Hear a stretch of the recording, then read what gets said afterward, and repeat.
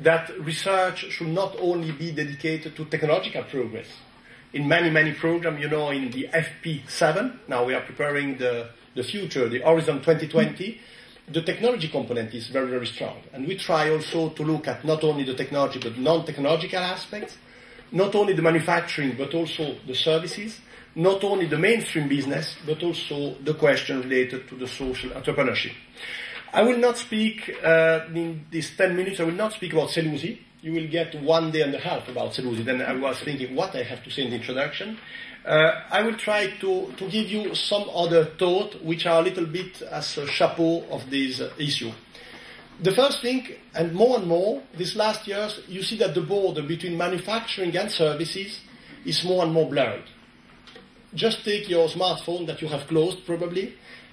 Your smartphone, what is the added value in the manufacturing process and in the services? When you are beyond your computer, what the added value of the tangible products and the intangible? I think that's quite a strong element. The same thing when we speak about economic growth and social well-being. Also there we are, let me say, there is more and more interconnection, at least in Europe. I'm speaking about Europe. This question, economic growth without social cohesion, maybe on the other side of the Atlantic they could live it happily. In Europe we have some concerns. Then this question of economic growth and well-being. The question of public and private sectors, it's always a fascinating definition. And you have some entire pillars of the economy which are sometimes private, sometimes public. Yesterday I was reading, I was looking at a French journal télévisé. What about Dexia? For example, that's just for the yesterday night information at 8 o'clock. Then this frontier between the public and private sector is also blurred, like the professional private life. Now everybody, most of the people in Europe have a computer, have a smartphone, and I often receive at 9 o'clock of the night a small SMS from my colleagues at work. In the past, the division between professional life and private life was more, you were not always in principle connected. And an SMS is not really a call, an email is not really, then an email received at 11 o'clock of the night, it's not completely crazy. You get many of them now. The question of business perspective and social cohesion, I already give a few words on that. And also the question of individual freedoms and collective responsibility. I think that also there in Europe we have this equilibrium between the individual freedom and collective responsibility. Let me give you also a few thoughts about the Innovation Union that was published at the end of 2010, and just one sentence at the beginning of this document said, our future standard of living depends on our ability to drive innovation in products, services, business and social processes and models. I'm not sure that this kind of sentence, you can get it in when the first framework program was launched. It was mostly a technology push-driven program. Now I think that we are getting that the interface between technology and users, between economy and social aspects are more and more connected. I will just give you a few elements about the future of our research and framework program that we will launch next year. We expect a very high budget, about 80 billion, that was in the proposal of the Commission in the multi-annual financial framework. We expect to share this big budget among three main activities. Excellence in the science base. It's all what is related to fundamental research, the European Research Council, the Marie Curie Fellowship, the infrastructure. The second big pillar is tackling societal challenges, and all your concern about social enterprises, for example, will fit mostly in the challenge called inclusive, innovative and secure societies. Then let me say that your concern will most probably be there. I cannot give you more details because the formal proposal has not yet been launched, but we had several workshops for which all the information has been published in June and July of this year. Then I strongly suggest you to look at the conclusion of this workshop if you want to have some insight about what we expect to put in this issue. And also the question of industrial leadership and competitiveness, this is the third pillar. When you are dealing with the question of social enterprise and social business innovation in Europe, it's not easy in the Commission to find who is the right person. You know, you have interest in DG Enterprise, obviously, in DG Employment, but also in DG Regional Policy, in DG Markt, in the Bureau for European Policy Advisory. You have an interest very, very spread over the different DGs. Then some of our colleagues, like I am active in the FP7, and I see my colleague Eiko, which is dealing very actively with all the question of social innovation.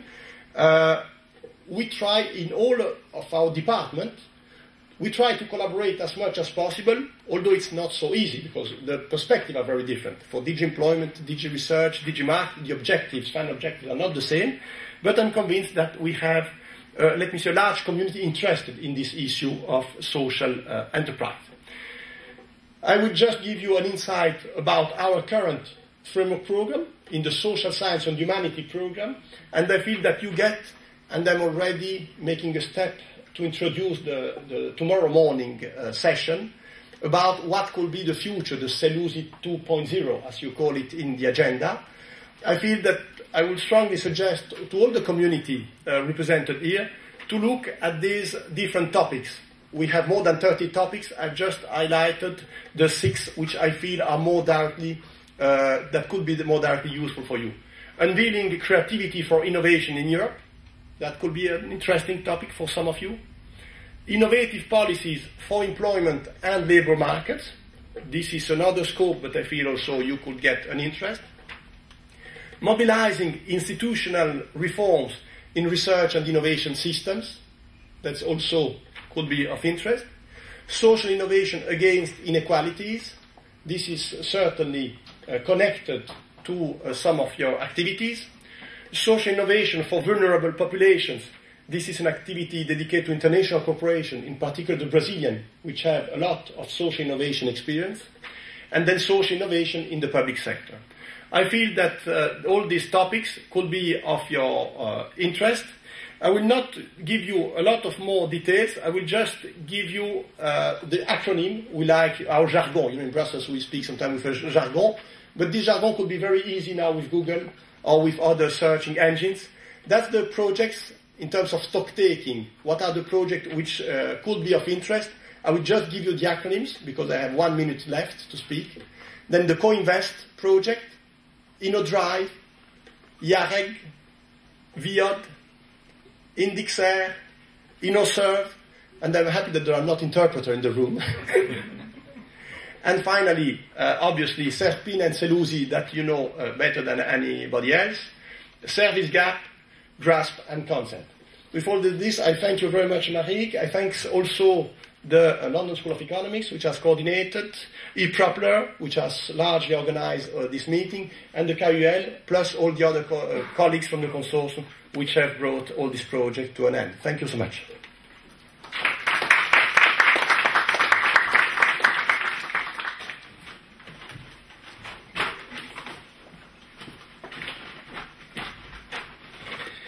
Good morning, everyone. I will try to be a bit brief because I'm standing between you and the very interesting sessions and content that we have to discuss. So I would just like to reflect on 3 small issues before you can start and proceed with the different research areas and activities that have been covered within and around the SELUSI project. First of all, Marieke has given a very nice overview of the consortium and the approach. And then the question, of course, is why did we become enthusiastic about the topic and about creating such a consortium? Well, I think there are 3 issues that we should deal with in the coming 2 days, but also in the years to come as an outcome of the project that has been undertaken by the consortium. And the first thing is defining and refining the concepts. And we really talk about 2 different complementary related concepts, but they're a bit different anyway. There is a social entrepreneur and there is social innovation.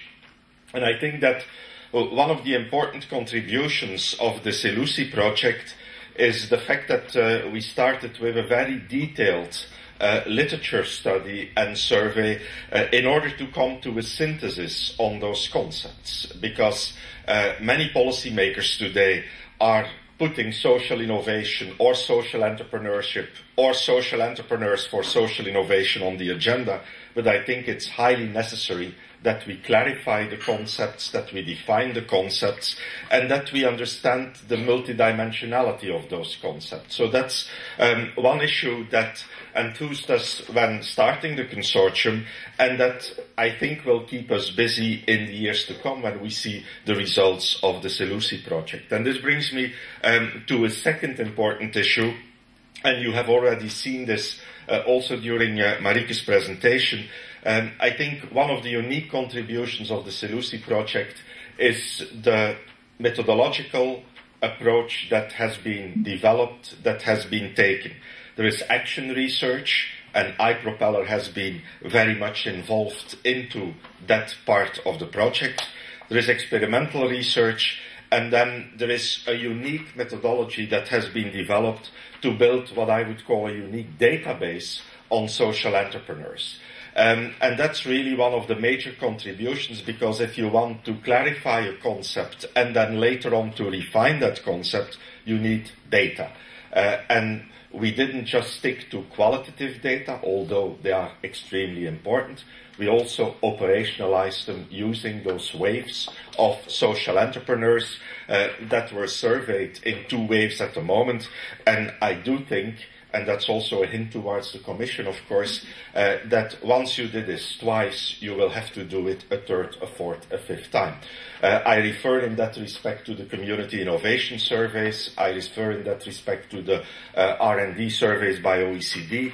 It's only since a couple of years that we can really start getting a lot of value out of those surveys because of the longitudinal character that they have brought about. And so I would be a firm advocate in one way or another in our consortium with new partners, but definitely starting from the SELUSI project, that we continue with these waves of data collection, data refinement, and research that will follow from it. But not just research for the sake of research, because the SELUSI project, based on the waves of social enterprise surveys on the one hand, but also because of the involvement of iPropeller, also brought another unique contribution to the forefront, and this is what I would call the translational dimension. In biomedical research, everyone is talking of translational biomedical research. Well, I think here this consortium is about translational social science research. Because the involvement of the action approach by iPropeller together with the consortium really allows us to bridge the gap between theory and practice, between what we do in academia and what happens out there in society. And this is a unique contribution that I would also like to maintain in the future development of our consortium and of this research team, because it's only by working and through working with social entrepreneurs, not just surveying them, but being part of their actions, that you can really bring new knowledge to the forefront. So 3 issues: refining the concepts, unique methodological approaches, and translational social science research. These are 3 ingredients that we have tried to bring together with all the enthusiastic researchers in the consortium, and that I hope we will be able to discuss and develop further in the days to come. And I would like to conclude. Domenico referred to Dexia. Well, I think this issue of coming to grips with the concept of social innovation, but also its translation towards society, will be extremely important in the years to come. Just look at Europe. We have 3 issues on our agenda. We have an enormous amount of debt, and we will have to cope with it. We will have to cope with it in a way that we maintain cohesion in our societies. Look at what is happening in Greece these days. And finally, we have to keep an eye on innovation and growth. And if we want to reconcile these 3 challenges, then I think we need to understand the complementary role of social entrepreneurs and social innovation to support economic growth and development by maintaining cohesion in a debt-ridden Europe. So I think this is a challenge that we are facing, And that's a reason for me why we have to continue the research endeavors that have been started by